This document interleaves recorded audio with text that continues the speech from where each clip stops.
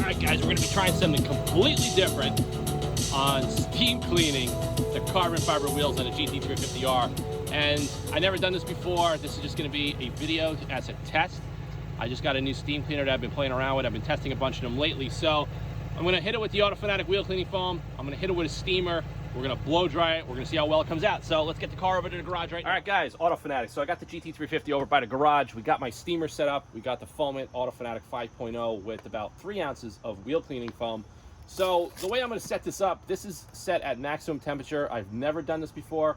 I don't think it's going to damage the wheels, but I think in theory, if the autofanatic wheel cleaning foam is going to start to loosen and breaking up the resins of the Brembo brake pads, this should be able to get everything off 100% touchless. Is it going to be effective? I think it's going to be effective. I don't think it's going to be very efficient. So let's get going and I'll show you guys start to finish. And once I'm done steaming the entire wheel, I'm going to blow with the Ego blower and I'm going to get in closer to show you guys, and I'm going to touch it and see how well it did. So let's get going right now. We're going to foam it up.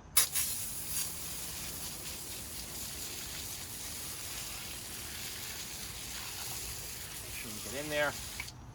And I'm going to give it a minute or so, just so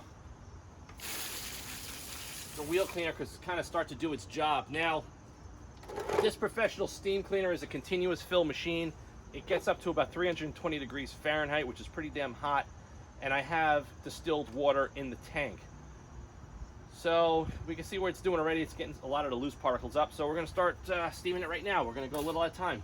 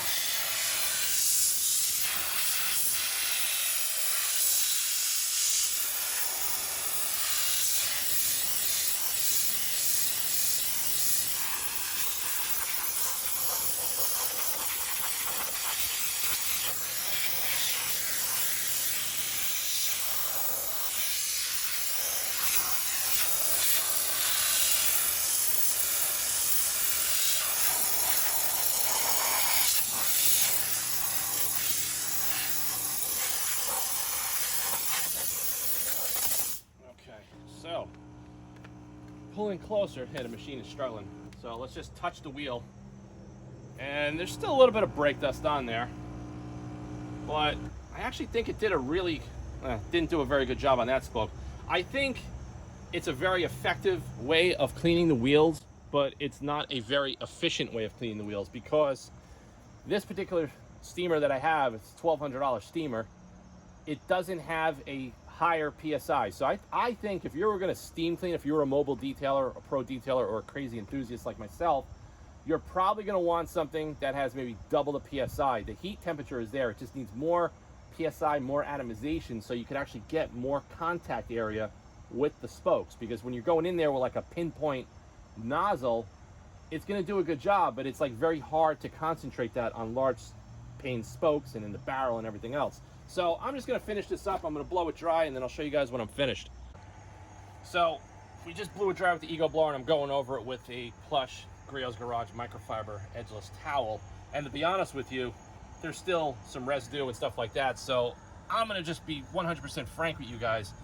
I've never shown this process or a steamer on the AutoFanatic channel before.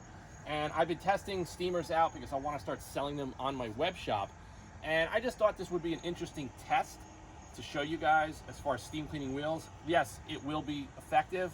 I don't think this particular machine or a lot of these machines that consumers and mobile detailers are going to have enough atomization and PSI pressure to actually properly clean wheels. The time that it took to clean this one wheel, I could have cleaned 8 wheels with the pressure washer and done a better job without having to go over and touch up spots. So that's pretty much it. Thanks for watching this video. Stay tuned for more content, and I'll see you guys in the next video real soon.